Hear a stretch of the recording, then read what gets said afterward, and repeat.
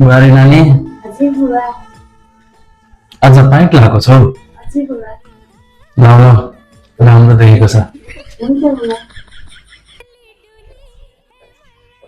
बुवा लानुहोस् बोरी हजुर मम्मी तिम्रो ठुलो मम्मी आउँदैछ पाइट लाउने होइन त्यहाँ साडी लगाइहाल हुन्छ मम्मी एकछिन बुहारी तिमीले साडी लाउनु पर्दैन अनि हाम्रो छोरीहरूले चाहिँ पाइट लाएर हिँड्दा पनि हुने ऊ चाहिँ यो घरको छोरी होइन उसले यो घुम्टो पनि लाउनु पर्दैन तिमीलाई जस्तो कपडा लाउनु मन लाग्छ त्यस्तै कपडा लाऊ हुन्छ बुवा बोरी छोरो अफिसबाट थाकेर आउँछ एक कप चिया बनाएर रेडी पारिराख हुन्छ मम्मी एकछिन बुहारी के हुन्छ छोरो थाकेर आए ऊ पनि 7 दिनभरि घरमा यत्रो दुःख गरेर काम गरिरहेछन्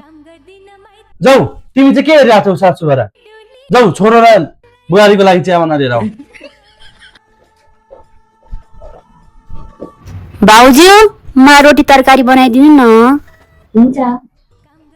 बस बुहारी अन्त प्रीति शनिबार एक दिन त आफै बनाएर खान सक्दिनस् मेरो बुहारी थोरै न मेसिन हो उसलाई एक दिन पनि आराम छैन